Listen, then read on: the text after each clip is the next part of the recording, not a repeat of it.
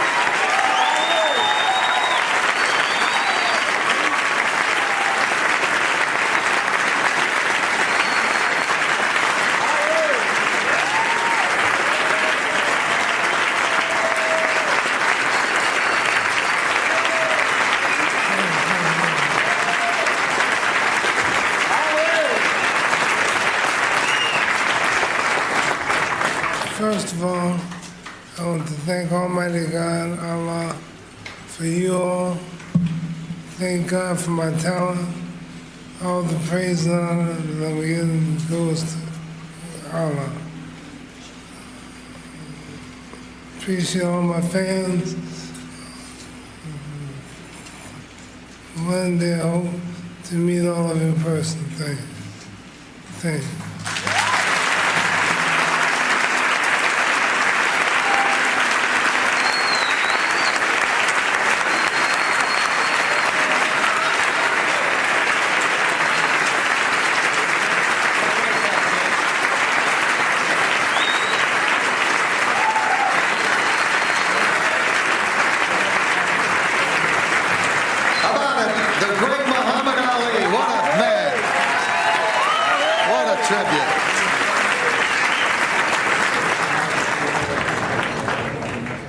Sir, you there, are you going to teach your son to be a fighter? Are you bring him up to be a fighter? No, sir. My son is already, he's 2 years old, and we want him to learn 3 languages: Arabic, French, and Spanish. My son is going to, by the time he's where he is, we in America would have had what we call our independence by now. The separation we preach would have been taking place in maybe another less than 10 years. This is going to happen. God's going to force it.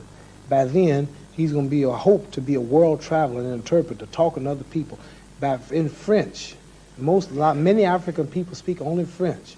Many darker people speak Spanish, and he's going to have to do a lot of traveling, ambassador work, and doing different things I plan. And I'm he's learning these 3. He's 2 years old, and we're getting him ready now for Arabic, French, and Spanish. And so he ain't gonna be no fighter. He's gonna use his brains. Why not? Why wouldn't you let him be a fighter? For what? Well, I mean, you're a fighter. I mean, why would you? I had to be a fighter. You would have been something else. If I could have went to school and got an education and could speak, say, 3 or 4 languages fluently, and got a good trade in life, I'd forgot all about fighting. Would you? Yeah. What did you, when you were at school, I mean, did you miss out on education? No, I didn't miss out. I wouldn't learn. I didn't know the value of it. I was a little black boy in Kentucky, didn't know nothing about it. I'd be on your show, didn't know nothing about it. I'd be a world champion, playing hooky, playing with the girls, not just going to recess and eating lunch and joking, not knowing the value of education like many children do today, never thinking that one day I'll have to feed myself, didn't have no idea of profit and getting out and making money like a lot of children do. And time went by and I graduated and I won the Olympics and they put me out just because I could fight. And my mind was mainly on sports. They just let me go. And all of a sudden I found myself having trouble reading things, looking at contracts, got to hire lawyers to watch lawyers. I know the value of education now. So I'm going to brainwash my children now. My daughter's 6 years old. She speaks Arabic, English, and Spanish. That was She's interesting. 6. In fact, when you left school, Muhammad, in fact, were you in fact semi-literate in the sense that you're difficult to reading? Could you read properly? No, not that type of literate. I have a wisdom that can make me talk to you, an educated man, on any subject, and if the audience or the people listen, they'll say I won. Now, I'll say this. No, I'm serious. I have the type of knowledge that Jesus had, Moses had, Abraham, Elijah, Muhammad. Men are illiterate according to your educational standard. Moses was so illiterate he couldn't talk. His brother Aaron talked for him. Jesus was a carpenter. Noah lied. All of God's prophets were uneducated men. This is why he chooses them, because he wants nobody to take the credit for his success. He's God. He takes them empty and teach him. So I've been taught by Elijah Muhammad. I studied life. I studied people, and I'm educated on this. But when it comes to reading and writing, I may be illiterate in that. But when it comes to common sense, when it comes to feelings, when it comes to love, compassion, heart for people, then I'm rich. Yeah. I wrote something once that says, where is man's wealth? His wealth is in his knowledge. For if his wealth was in the bank and not in his knowledge, then he don't possess it because it's in the bank. You understand? My wealth is in my knowledge. See, I'm a boxer, and I challenge. I love to come on your show because you ask me good questions. I really like a man like you. You asked me a question here that was good. Man, you didn't write that. It was already in the book. You just brought it out. You found that. See, ain't nobody else wise enough to go find that. See, I like people like you. You make me think. You keep me sharp because I'm a spokesman for my people. And I want to represent my people. And I don't want to be a bad representative. I can't be blind because the blind lead the blind. They all fall in the ditch. So I need people like you to match with them. George Foreman can't talk to you now. Joe Frazier can't talk to you. You'll eat him up. How you feel, Joe? I mean, 6 miles every day. I mean, you know what I mean? I'm in left hand. I got 2 hands. You know, I'm not like that. I don't want to be like that. I want to be intelligent, nice looking, get my briefcase and fix up and dress up and put my bow tie on and go give a nice lecture at Harvard University on the intoxications of life, or have a lecture entitled The Purpose of Life, or The Art of Personality, or The Journey to the Goal in Life, or like The Heart of Man, all type of lectures, The Solution to the Black and the White Conflict, religious draft. You understand? I like to study, and like what you hear now, things people never heard. I could go on and on and on different subjects. You understand? Angelo Dundee wants... First of all,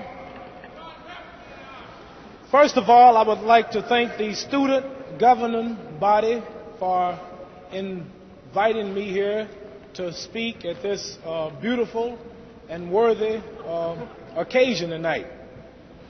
And I would also like to congratulate them on their great, splendid stand to stop the bloody war that's now going on in Vietnam.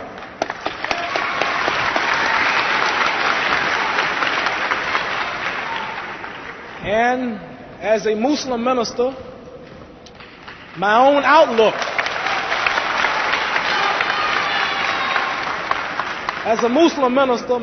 outlook on war and violence is well known by now. And I would like to say that the number one greeting in my faith is peace, and that is Assalamu alaikum, which means may peace be unto you. There have been many questions put to me why I refuse to be inducted into the United States Army, especially as some have pointed out, many have pointed out, when not taking the step, I will lose so much.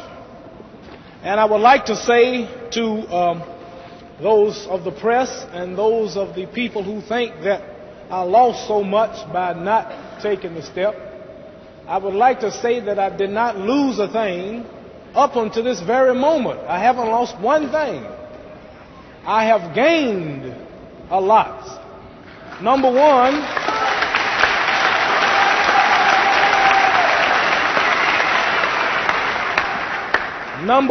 I have gained a peace of mind.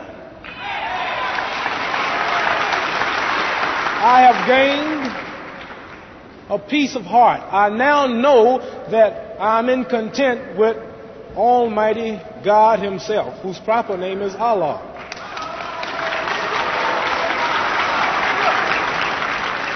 I have also gained the respect of everyone here today.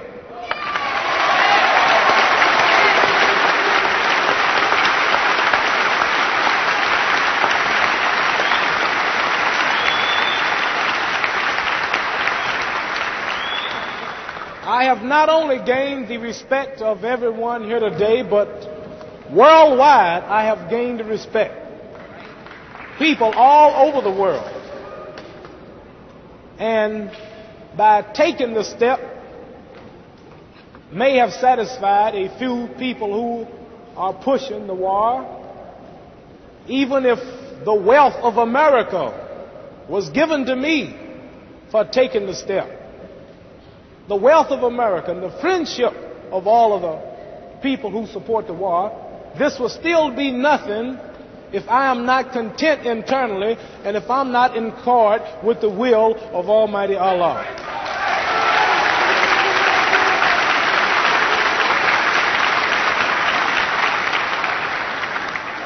As you read the newspapers and the press now, you see that I am now in court. I am in court seeking justice under the laws of the land. In this country, the United States of America, ministers are exempt from the armed services. And if they choose, I am a Muslim minister and a teacher of the religion of Islam.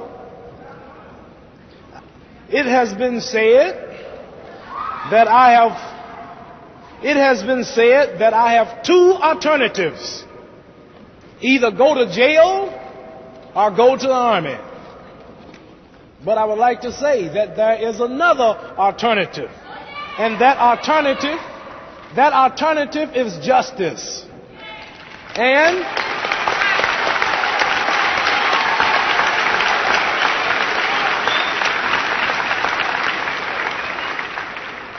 if justice prevails, I will neither go to the army nor will I go to jail.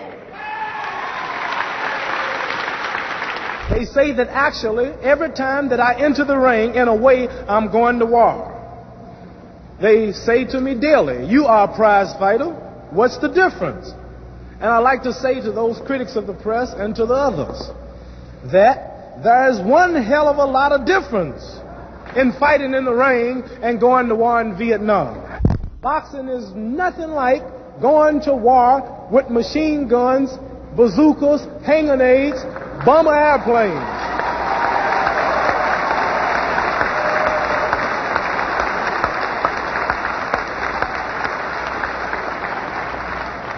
My intention is to box to win a clean fight. But in war, the intention is to kill, and continue killing innocent people. That's what the verses in war. I would like to hear this from you. And I want the world and the cameras to hear. Who's the heavyweight champion of the world?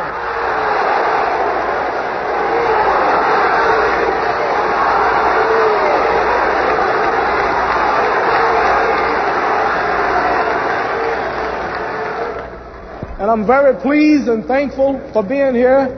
And that's all I would like to say. Thank you very much.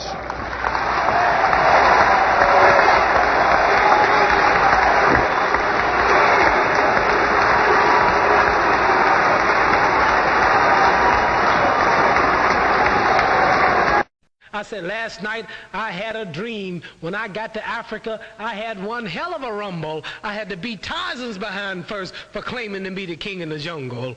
For this fight, I've wrestled with alligators. I've tussled with a whale. I done handcuffed lightning and put thunder in jail. You know I'm bad. I have murdered a rock. I injured a stone. And I hospitalized a brick. I'm so bad I make medicine sick. I'm so fast, man, I can run through a hurricane and don't get wet. When George Foreman meets me, he'll pay his debt.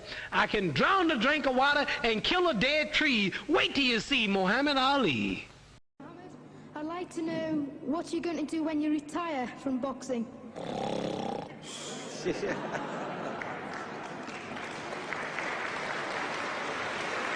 I think think he's probably taking the last count at the moment. I'll do my best to wake him up Just for you. sleep. That's all I'm going to do. That's all he wants to do when he retires. Now, when I retire from boxing, I really don't know. I want to say something right here. This might make you all think. Life is not really long. Let's say the average person 30 years old. If you're 30 years old, you are not but about 7 years old. How can I prove it? Add up all the 7, 8, 9 hours you slept for 30 years. Out of 30 years, add up all the nights, last night when you went to bed and woke up this morning, you don't remember a thing. You've been unconscious for about 8 years. If you're 30 years old, you slept about 8 years. Okay. How much traveling have you done in 30 years? From the television station to home, to another country, to another city, to school, to church. You've probably traveled 2 years your life was spent just getting back and forth to where you're going. So there's 8 years of sleeping, 2 years of traveling. There's 30 years out of your life before you accomplish anything. How long do you sit in school? In America, we stay in school from the 12th grade from the 1st grade to 12th grade. Same here? Yeah, virtually. 6 hours a day? Yeah. 6 hours a day for 12 years, break it down, you sat in the classroom for 3 years without leaving. Okay, 2 years of traveling, 8 years of sleeping, 3 years of school. How many movies have you went to? How many wrestling matches? How much entertainment?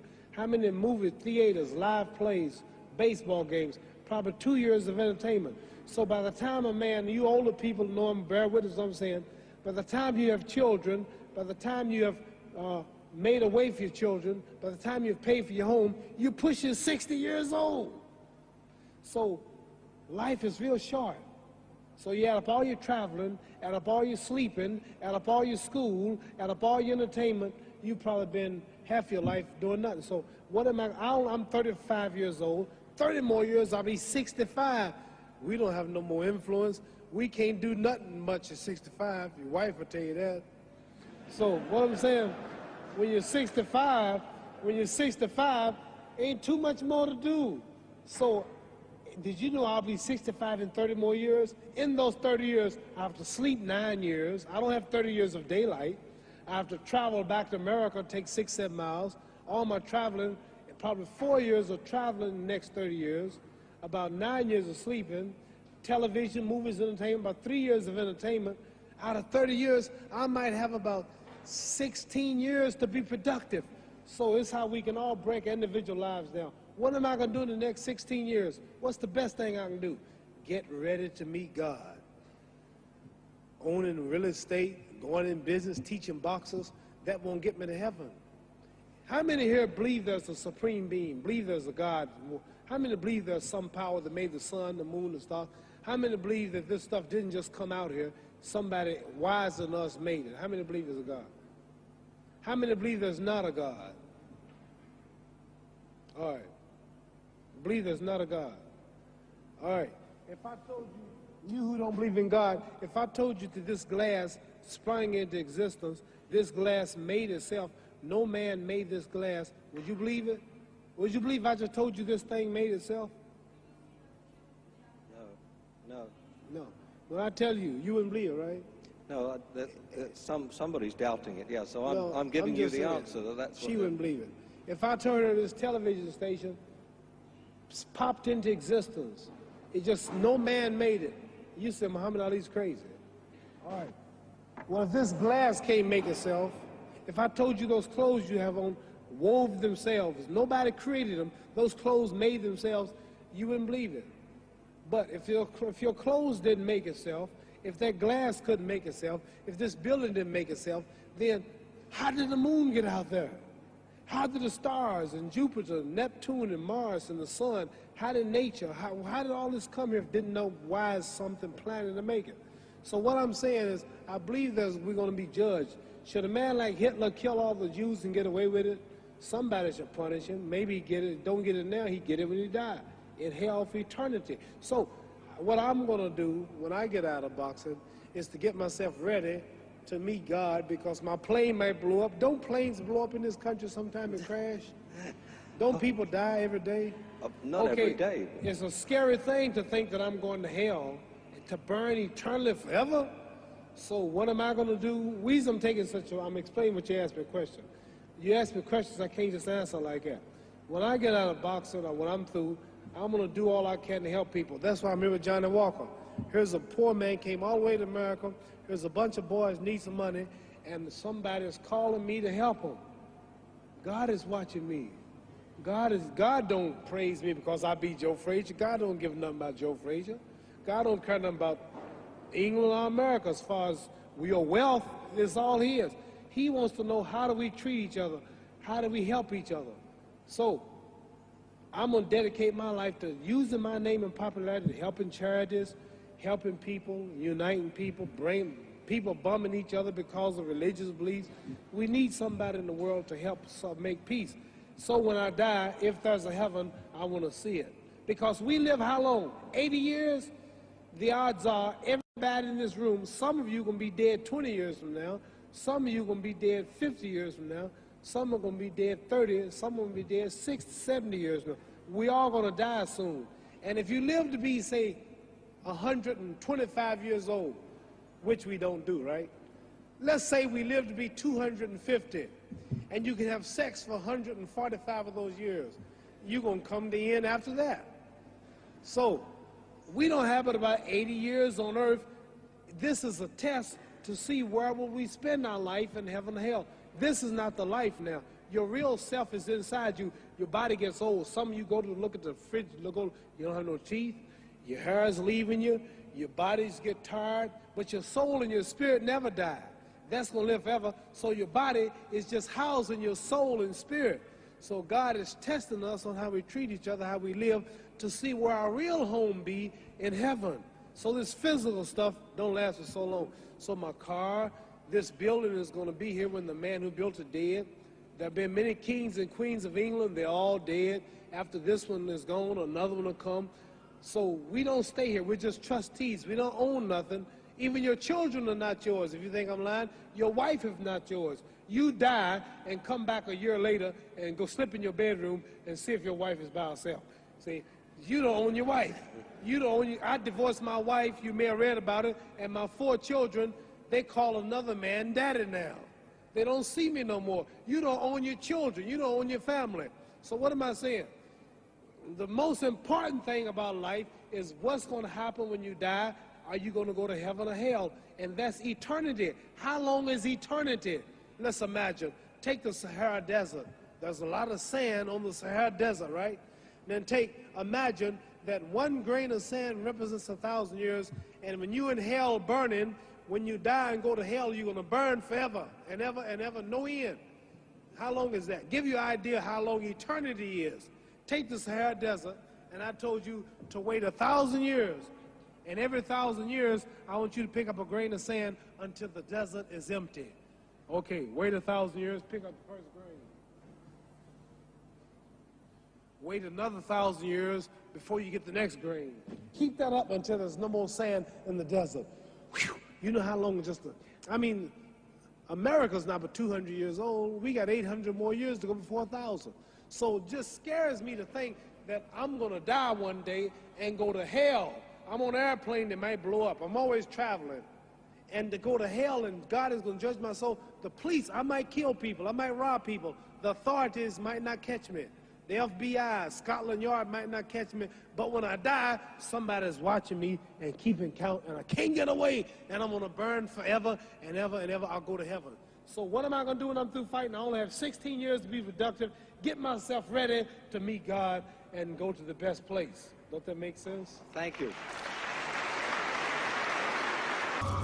I'm going to fight not for me, but to uplift my little brothers who are sleeping in concrete floors today in America. Black people who are living on welfare. Black people who can't eat. Black people who don't know no knowledge of themselves. Black people who don't have no future. Everybody stop talking now. Attention. I told you, all of my critics, I told you all that I was the greatest of all time. Oh, he was the greatest man I ever met. To say he was the greatest boxer is a put down. He was bigger than boxing. He was bigger than anything. I mean, if you are a movie star and you went out to see Muhammad Ali, you become a better movie star, a better lawyer, a better doctor. He was truly the greatest.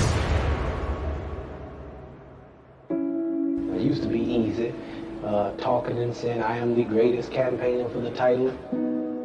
Now I am here and everybody else is trying to take my titles. All of these fellas are trying to get my title. Because I'm used to victory.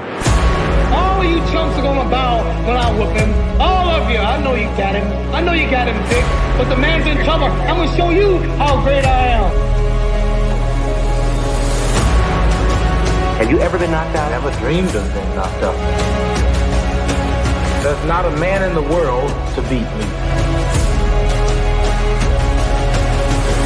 I am the greatest fighter of all time. And when I hit you with a hard right hand, you will fall.